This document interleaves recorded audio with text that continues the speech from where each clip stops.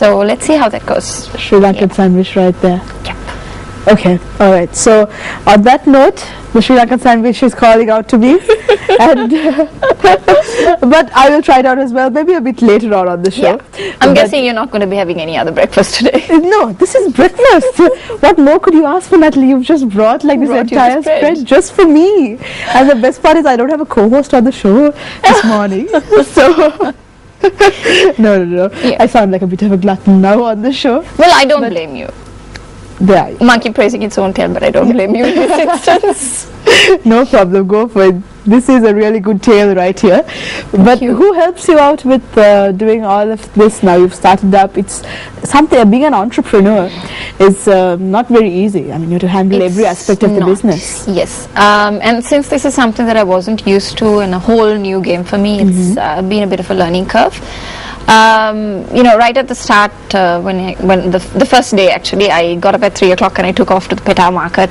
There's a mini market as well as the main market, and the mini market is where you get the ammes and the village women come with their little pots of little gunnies that they've picked from the area trees and whatever, and they're sitting there from 3 o'clock in the morning with their scarves tied around their head, and you have to literally walk around with a torch.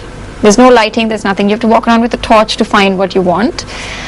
So I started with that process. Till now I've kind of networked things, and I don't go to the market every morning anymore. With the torch? But yeah, pretty scary, I must admit, pretty scary because you don't know where you're going in. Maybe that's something someone should try out in Colombo. Go to the Peta mini market and take a torch along with you. Maybe that should go into the book of don't miss experiences, the bucket list, as it were.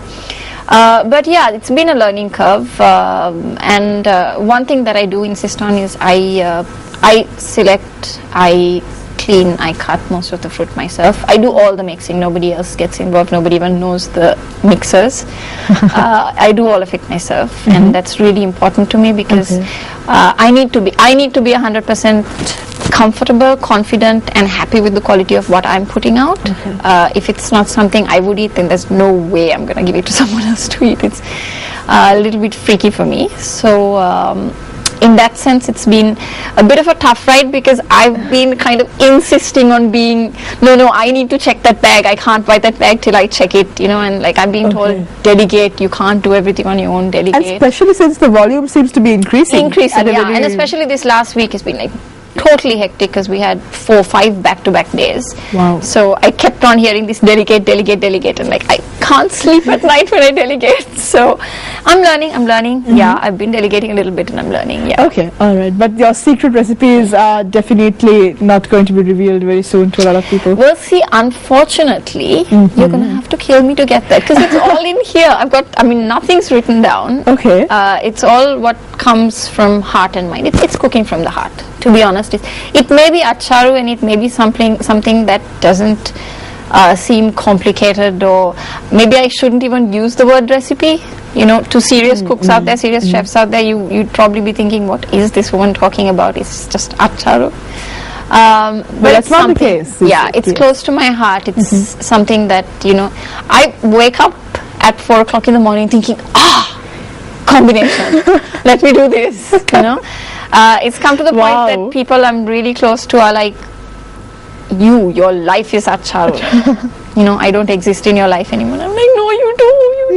But the acharu as well. So, you have the 4th child now. At the moment. Yes. I'm sorry everybody that I love. I'm sorry, but acharu is kind of a little bit at the top at the moment. And the response that you're getting, you're doing something very right.